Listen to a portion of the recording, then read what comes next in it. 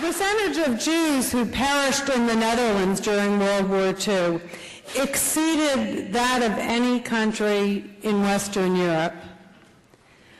Fast forwarding to the present, we have a situation where the Dutch state funds with taxpayer money hundreds of mosques and Islamic organizations headed by radical clerics, the new Nazis, who are committed to the destruction of Dutch society.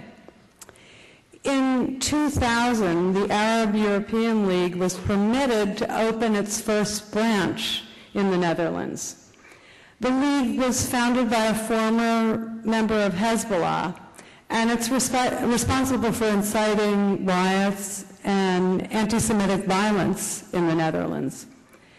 The organization has praised 9/11.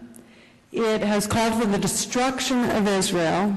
It's supported the insurgency in Iraq, and it has called for the implementation of Sharia law throughout Europe. We're all familiar with the events surrounding the murder of Theo van Gogh, which happened in Amsterdam. This was a reaction to a film he co-produced with Hersey Alley called Submission. And Submission was a film which criticized the treatment of women under Islam.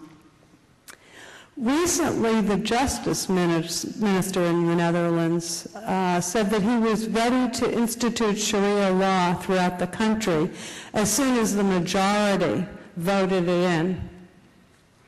Well, here to provide us with some insights into the situation in the Netherlands and an understanding of why the Dutch tolerate this and even abet it is Douglas Murray. Thank you very much. Thank you, and it's very good to be here with you this weekend.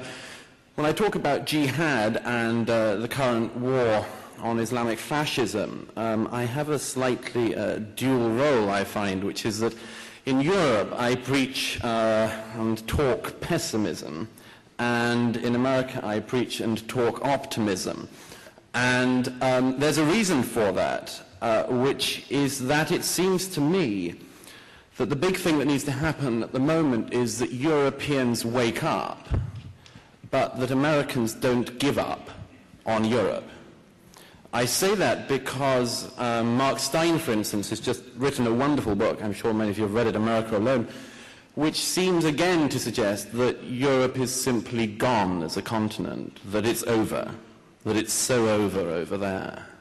Batior, of course, a great scholar and a great writer, came up with this term Eurabia, which has now gained currency in America, which is, I think, very worrying. People too routinely talk about Eurabia.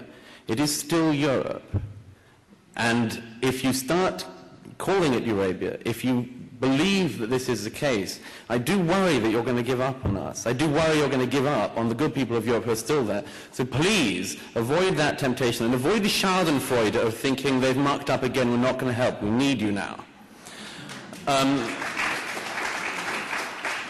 The situation in Holland is desperately worrying.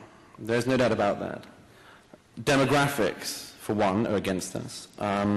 More than half of the children in Amsterdam schools are non-Dutch at the moment. Rotterdam is about to have a Muslim majority. The 4 largest cities in the Netherlands are predicted to have Muslim majorities in the next decade. The Dutch government in 2004 released a survey which said that by 2017, the majority of people in Holland would be non-Dutch. As Geert Wilders said, an MP in the Dutch parliament, we will lose our country, it's as simple as that.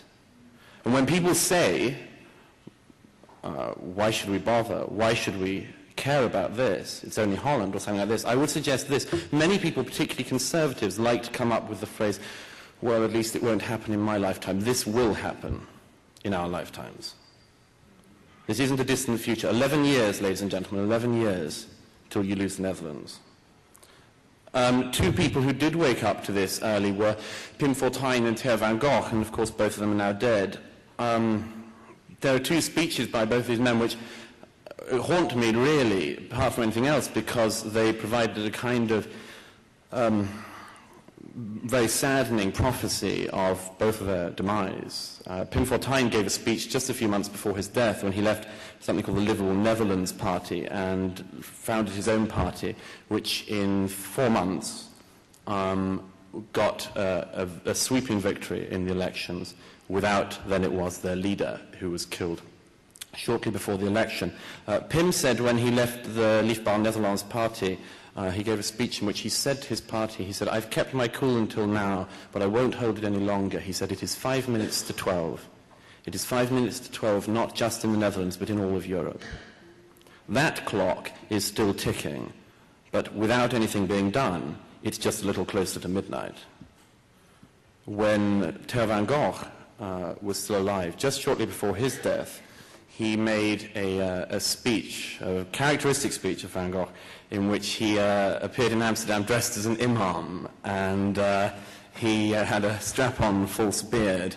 It was a sort of typically Van Gogh appearance, extremely tasteless but very funny as well, in which, among other things, he said that his so-called conversion to Islam benefited him in 2 ways. He said, first of all, he'd found a religion in which women knew their place, and secondly, he'd found some clothes that fitted.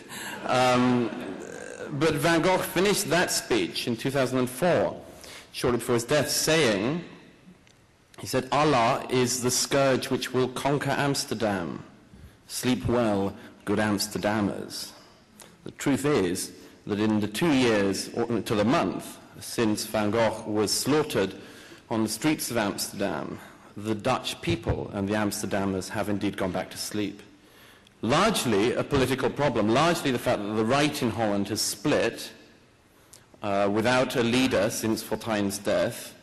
They don't know who to back, where to go, turnout's been dropping, and the parties that do exist, such as Wilders' party, have split and find no coherent voice.